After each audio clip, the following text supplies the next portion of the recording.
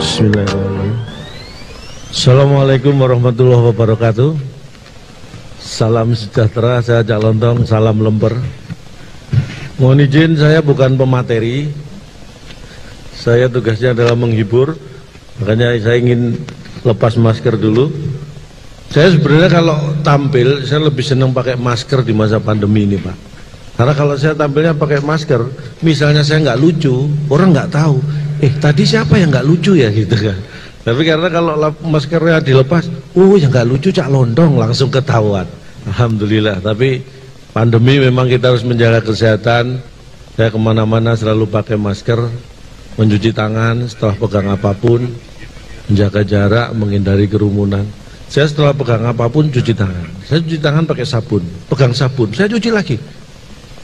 Pakai sabun, pegang sabun lagi, saya cuci terus. Malam minggu kemarin Chelsea lawan Spurs, saya pegang Chelsea. Habis itu saya cuci tangan. Pokoknya habis pegang apapun cuci tangan. Demi kesehatan lah, itulah. Alhamdulillah. Yang pertama saya ucapkan terima kasih untuk Angkatan Udara Republik Indonesia yang telah menjaga wilayah udara Nusantara, Negara Kesatuan Republik Indonesia. Tepuk tangan buat Angkatan Udara kita. Kalau bicara masalah potensi kedirgantaraan memang bukan bidang saya, tapi sedikit banyak saya tahu sedikit lah. Ini yang perlu saya sampaikan. Jadi sedikit banyak kalau masalah kedirgantaraan saya tahu sedikit lah. Karena bukan sombong Bapak Ibu ya, mungkin masalah luar angkasa pun bukan hanya tahu, tapi saya sering mengalami. Jadi kalau selama ini kita semua baru mendengar atau rumor atau mungkin fakta belum terungkap tentang piring terbang, di tempat saya hampir setiap hari piring terbang. Hampir setiap hari piring terbang di rumah saya. Jadi saya kalau masalah kedirgantaraan paham lah. Piring terbang, istri saya itu paling luar biasa. Dulu sebelum ada drone ya, drone sekarang istri saya udah piring terbang sejak dulu. Yang mengendalikan istri saya. Saya bersyukur punya istri, kebetulan istri saya pinter nyari duit. Jadi saya nyimpen di mana aja ketemu, Pak. Saking pinternya itu. Tapi apapun kondisi istri saya sangat menyayangi ya kan. Karena pandemi ini memang berbahaya ya. COVID-19 penularannya salah satu lewat uang, media uang itu bahaya. Makanya sudah hampir 8 bulan ini saya nggak pernah kasih uang tunai sama istri. Bukan pelit Pak, karena menjaga supaya istri nggak ketularan. Itu. Tapi saya pakai sistem cashless. Jadi nggak ngasih tunai tapi cashless. Jadi ketika istri minta cash, saya ngeles. Istri minta cash, saya ngeles. Silakan dicoba, itu bisa mempertahankan perekonomian. Alhamdulillah, bener. Saya itu saking bangganya sama istri, kemana-mana selalu saya pamerkan. Mungkin buat saya istri saya itu, buat saya pribadi ya, pokoknya paling cantik sendirilah. Buat saya ya, makanya saya larang kumpul sama temen-temennya. Karena begitu kumpul sama temennya sudah jelek dia. Paling cantik tuh sendiri. Udah kamu sendiri aja biar cantik ya bilang. Jangan kumpul sama temen, jadi jelek kamu. Tapi kenapa saya pilih? Karena apa ya, istri saya itu mungkin secara fisik biasa, tapi inner beauty, apa kecantikan dari dalam gitu. Makanya saya larang keluar rumah gitu. Karena begitu keluar nggak cantik tadi itu. Udah kamu itu cantiknya dari dalam, udah di dalam aja udah. Tapi alhamdulillah nurut istri saya itu. Istri sekarang nurut. Kalau dulu sering mengoperasikan piring terbang, sekarang sudah nggak lagi. Karena saya sebagai laki-laki, mohon maaf, saya dulu bapak saya juga dinasnya di Angkatan Udara di Swahyudi, beliau almarhum. Ibu saya juga boleh tepuk tangan buat almarhum bapak saya. Istri bapak saya, yang ibu saya sendiri itu juga perawat. Jadi yang merawat bapak dan anak-anaknya. Tapi kebetulan juga perawat di Rumah Sakit Angkatan Udara di Swahyudi itu. Jadi alhamdulillah saya keluarga besar Angkatan Udara lah. Makanya waktu dihubungi panitia untuk mengisi acara ini, ini acara Angkatan Udara, siap. Untuk Angkatan Udara saya nggak pernah mikir honor, nggak pernah mikir bayaran. Karena yang mikir kan panitia ya Pak ya. Saya kan tinggal terima tugasnya, bukan mikir. Tapi benar, bisa ditanyakan. Panitia waktu itu menghubungi terus sama manajemen dikasih penawaran gitu kan. Terus dari panitia, calon dong, ini kan untuk acara Angkatan Udara, ini untuk NKRI, masa nggak ada harga untuk NKRI? Saya jawab dengan tegas, NKRI harga mati, saya bilang gitu.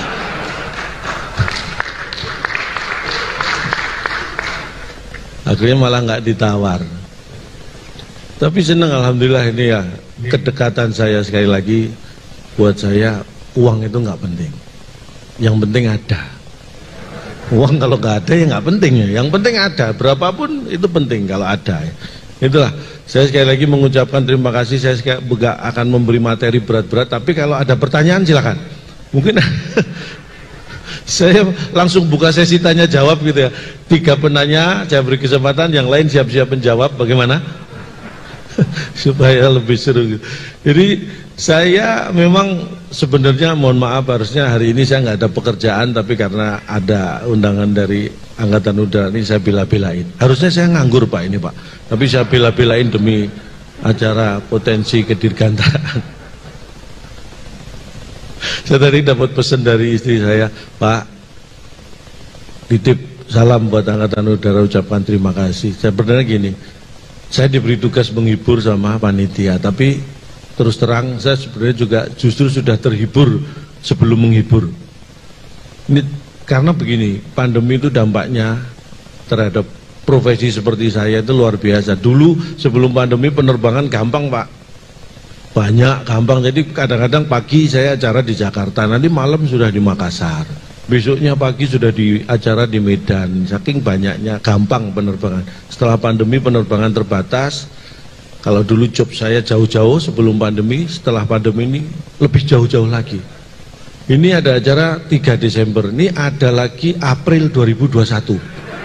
Apa nggak jauh itu? Padahal terakhir itu Maret 2020 kemarin. Wah jauh-jauh, kalau dulu jauhnya jarak, sekarang jauhnya waktu.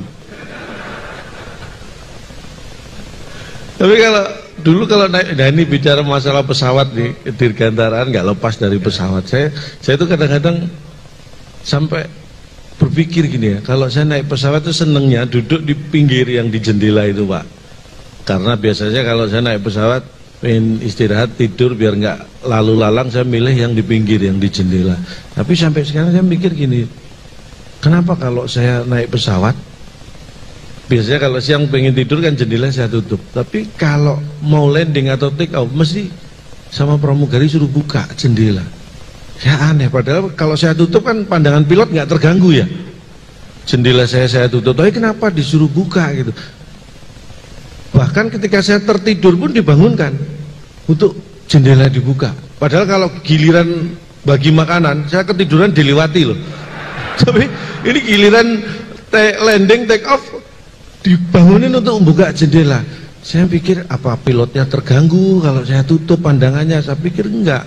Akhirnya saya cari informasi, saya buka-buka, ternyata ya, ini hasil kesimpulan saya benar atau salah saya tidak tahu, tapi saat take off dan landing itu memang saat yang paling krusial bagi sebuah pesawat komersial, dengan apalagi penumpang banyak dengan bahan bakar sebegitu banyak gitu kan.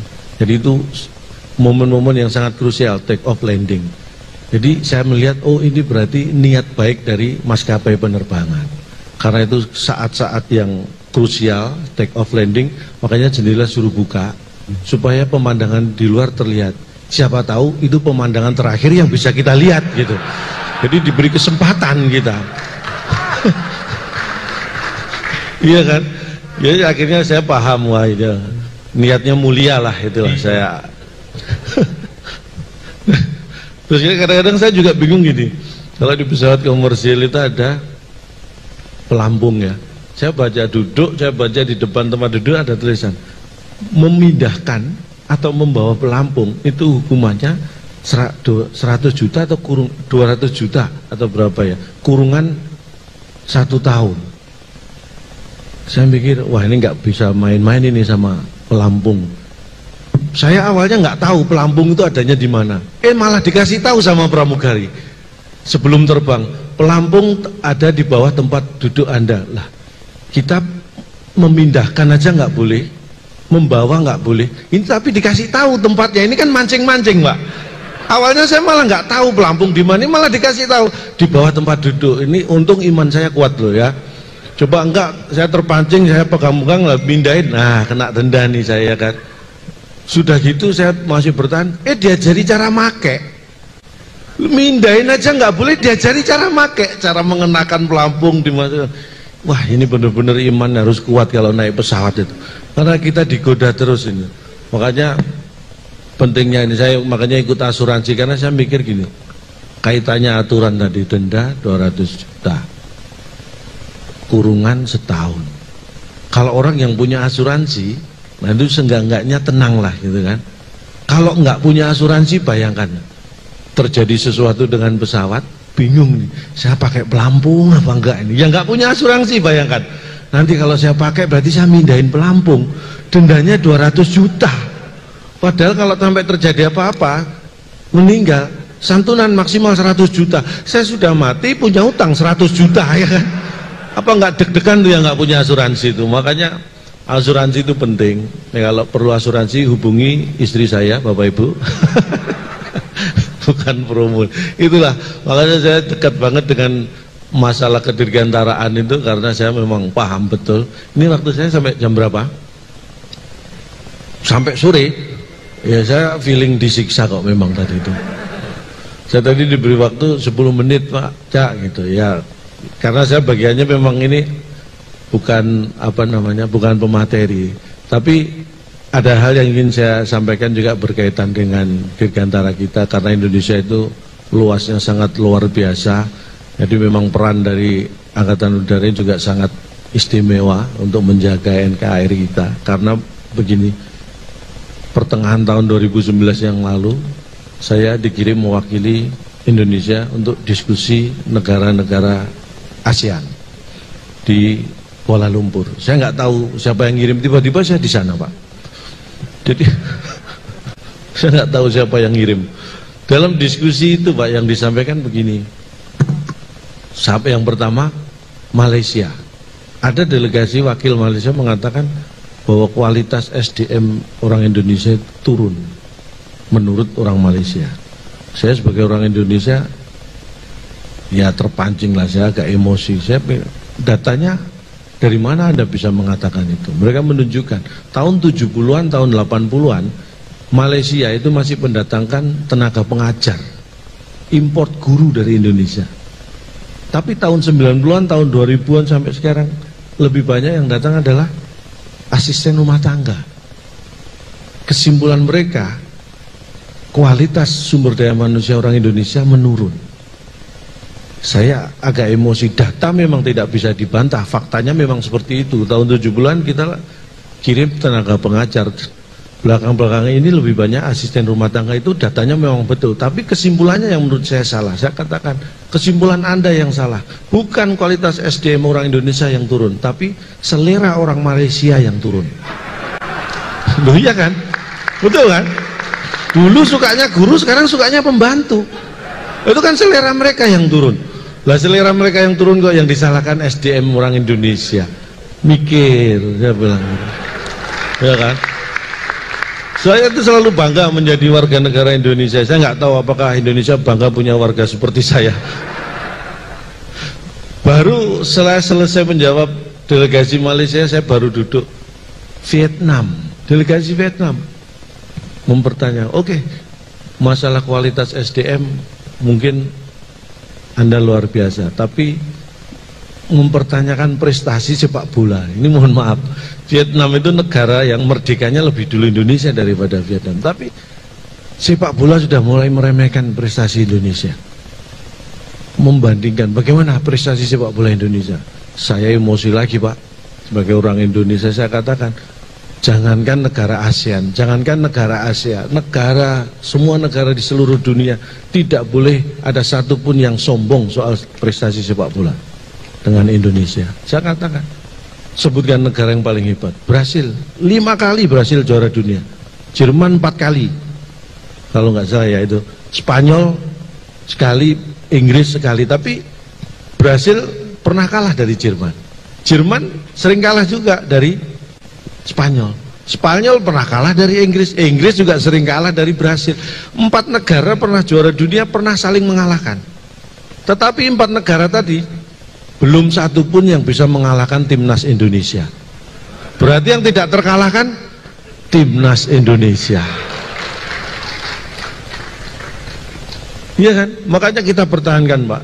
Jangan pernah mau bertanding dengan mereka, supaya kita tetap tidak terkalahkan. Itu adalah optimis dengan cara minimalis, Pak. Itu, Pak. Saya jawab seperti itu, diem. Delegasi Vietnam diem. Karena dia nggak tahu saya ngomong apa. Saya bahasa Indonesia ngomongnya, dia diem. Nggak bisa bantah. Bukan saya nggak bisa bahasa Inggris, Pak, ya, mohon maaf. Sebenarnya saya kalau ini perform dalam bahasa Inggris buat saya nggak masalah. Tapi saya khawatir nanti bapak-bapak yang masalah mendengarkan saya bahasa Inggris gitu. Saya bukan nggak bisa, Pak. Saya itu kalau sudah ngomong bahasa Inggris itu susah berhenti. Makanya daripada susah berhenti, mending tidak saya mulai gitu kan. Bukan karena saya nggak apa ya. Saya itu jiwa belajar saya itu nggak mengenal menyerah. Saya karena keturunan, kata bapak saya dulu, kakek saya ini cerita dari bapak. Kakekmu itu dulu 90 tahun masih tetap semangat belajar. Penasaran belajar apa, Pak? Belajar jalan waktu itu kakek. Habis kena stroke kakek waktu itu. Artinya belajar itu nggak mengenal usia, itu yang penting, tetap. Dan itu mengalir pada jiwa saya itu semangat belajar. Makanya waktu saya udah mau dapat kerjaan, job perform dalam bahasa Inggris, saya belajar bahasa Inggris, Pak. Karena waktu susah, jadi saya nggak ikut kursus, malah waktunya banyak. Akhirnya saya ikut otodidak, saya cari buku, saya ke toko buku. Tolong, saya mau beli buku supaya cepat pinter bahasa Inggris. Ada, Cak, ini, Cak, agak mahal. Boleh, nggak masalah. Rahasia menguasai bahasa Inggris. Saya beli, Pak, agak mahal. Sampai rumah saya buka, kosong, nggak ada isinya. Ini buku mahal-mahal, nggak ada tulisannya. Mbak, ini gimana sih, Mbak? Buku kok kosong? Loh, judulnya juga rahasia, Cak. Nah, kalau nanti ada tulisannya, rahasianya bocor gitu. Sekali ketipu, saya tetap semangat belajar. Coba, Mbak, yang lebih mahal lagi, mana? Tapi yang ada tulisannya, saya bilang jangan ketipu lagi. Akhirnya ada, ini ada, Cak, bahasa Inggris kilat. Wah, saya intip dulu, Pak, takut ketipu kan, saya intip. Ada tulisannya, tenang, aman, saya bayar, lebih mahal. Sampai rumah saya belajar. Halaman pertama sampai terakhir isinya cuma flash. Ternyata bahasa Inggrisnya kilat itu flash. Jadi saya cuma tahu bahasa Inggrisnya kilat, kata yang lain nggak tahu saya. 2 kali tertipu, tidak membuat saya menyerah belajar. Saya balik lagi, Mbak, ini yang terakhir, Mbak, ya, tolong yang paling mahal mana? Saya 2 kali nggak bener ini bukunya. Ini bener, Cak, paling mahal. 30 menit lancar berbahasa Inggris. Nah, Bapak-bapak, kalau pengen lancar dan pintar berbahasa Inggris, buku yang terakhir ini yang terbukti dan memang saya buktikan benar. Saya bayar mahal, sampai rumah 30 menit lancar berbahasa Inggris, dan terbukti saya dalam 30 menit lancar bahasa Inggris. Menit ke 31 nggak bisa lagi. Ini lancarnya cuma 30 menit, selebihnya udah nggak lancar. Tahu gitu kan saya irit-irit, Pak, ya. Makanya belajar ini, seminar nasional salah satunya dalam koridor bahwa kita mengupgrade diri, terus belajar. Mudah-mudahan acara ini bisa lancar sampai akhir. Sekali lagi mohon maaf karena waktu yang membatasi. Bukan materi saya habis, materi saya masih banyak. Kalau nggak percaya silahkan diundang lagi. Tapi waktu yang membatasi, sekali kalau ada kata-kata yang salah mohon dianggap benar. Karena tak ada gading yang tak retak. Jadi saya mohon maaf atas keretakan keluarga Gading dengan Gisel. Ini di seminar nasional malah saya gosip. Tak ada gading yang tak retak. Jadi atas nama keluarga besar Gajah saya mohon maaf, tidak bisa menghasilkan gading yang tidak retak. Kalau ada sumur di ladang boleh kita menumpang mandi. Kalau ada umur panjang mudah-mudahan saya diundang lagi. Terima kasih, sukses selalu. Wassalamualaikum warahmatullahi wabarakatuh.